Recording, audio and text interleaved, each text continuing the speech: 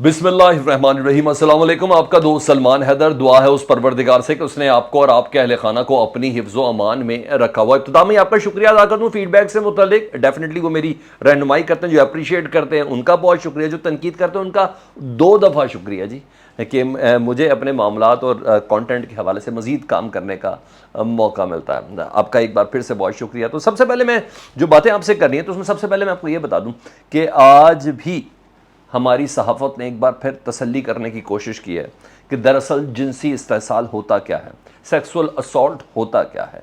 2 रोज़ का parliament lodges में पूछने की कोशिश की शहबाज गिल से, हालांकि इमरान खान साहब का कह देना काफ़ी था, और उसके बाद इस्लामाबाद हाई कोर्ट का मेडिकल बोर्ड और इंक्वायरी कमीशन बना देना काफ़ी था।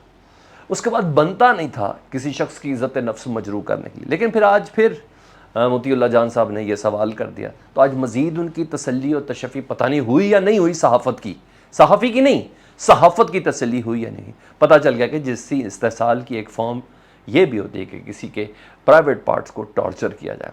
बहरहाल आज उन्होंने फिर बता दिया, लेकिन मुझे ऐसा लग रहा है कि अभी भी तसल्ली नहीं हुई सहाफ़त की, इसी तरह ही गिरावट का शिकार रहेगी। बहरहाल जिस तरह इज़्ज़त नफ्स की धज्जियाँ किसी की उड़ानी थी वो कोशिश कर रहे हैं, करते रहें, लेकिन हम सबका इखलाकी फ़र्ज़ है, मेरा आपका, इस हुकूमत का भी इखलाकी फ़र्ज़ है कि जिसने भी ये सब किया है या इस बात का नोटिस लिया जाए, एक्शन होना चाहिए इस हवाले से। रही बात इमरान खान साहब की, सबसे पहले उन्होंने ये बात एक तरीके से की और इतना अंदाज़ा हो गया कि इमरान खान साहब को हर इंफॉर्मेशन पहुंच रही थी। तो बहरहाल इसके बाद अगर अपने सहाफ़ी दोस्तों से मेरा सवाल है, ये सवाल बार बार ना ही करें तो बेहतर है, ना ही करें तो बेहतर है। हाँ, किसी की उम्मीद शायद पूरी ना हुई हो कि वो जिसको जिनसी इस्तेहसाल समझ रहा था वो ना हुआ हो, वो उसका कुछ मायने कुछ और थे, वो पहनाने की कोशिश कर रहा था, उसकी तसल्ली ना हुई हो, तो it's another thing. Otherwise this is very much clear. अब आपने इसको सवाल जिस तरीके से भी करने हो, कमीशन बन गया, वो इसकी फाइंडिंग करेगा तशद्दुद और टॉर्चर के हवाले से। मैंने कहा इब्तिदा में ये बता दूँ। अब बताऊँ पुलिस को नाकामियत कहाँ हुई है। पार्लियामेंट लॉजिस का जो छापे का जो प्लान था ना, सारी दुनिया को पता है, पहले से छापा मारा गया था, चीज़ें सेटल डाउन कर दी गई थी, कौन सी चीज़ किधर थी, कौन सी चीज़ किधर थी, हर चीज़ प्लान थी।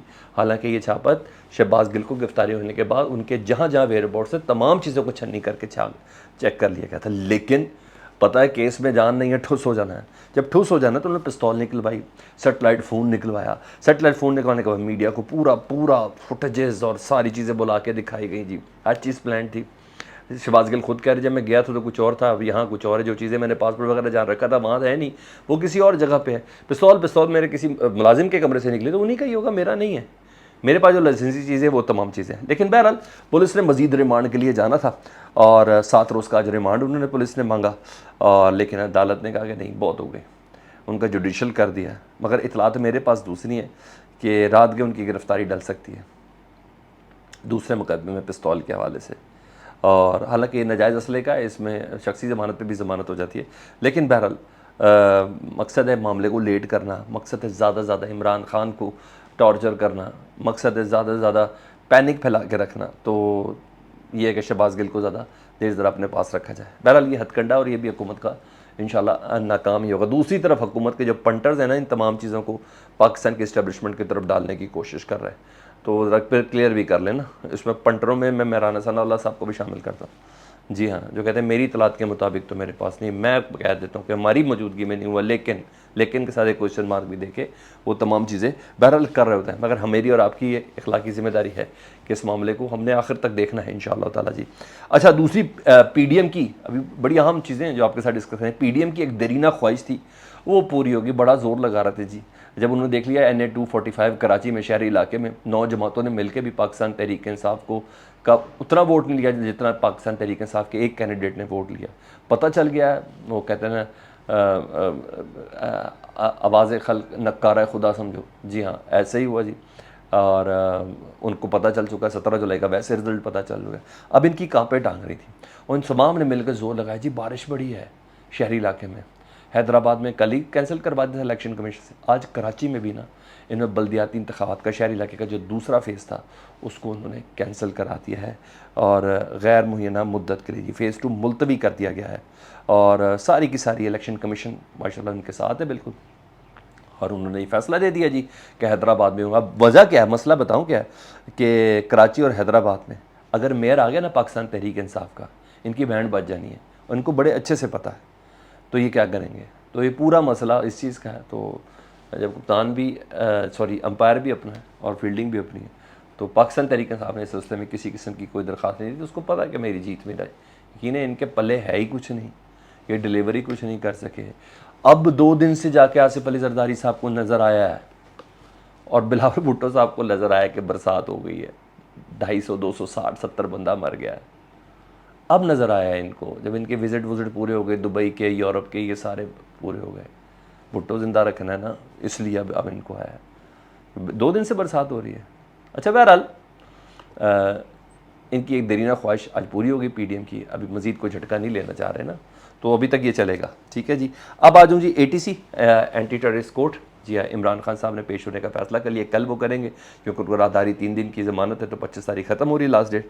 और वजह थी, आपको एक बार फिर से बता दूँ कि तो रैली में तकरीर उन्होंने की थी ना, डीआईजी आईजी को कहा था कि हम आपको आपके ख़िलाफ़ एक्शन लेंगे, कानूनी एक्शन था, और जज साहबा के मतलब भी, तो उसी के ऊपर ना एक पर्चा है दहशतगर्दी का भी उनके ऊपर है इमरान, जहाँ एक दूसरा पर्चा है हाई कोर्ट में, तो दूसरा है वो है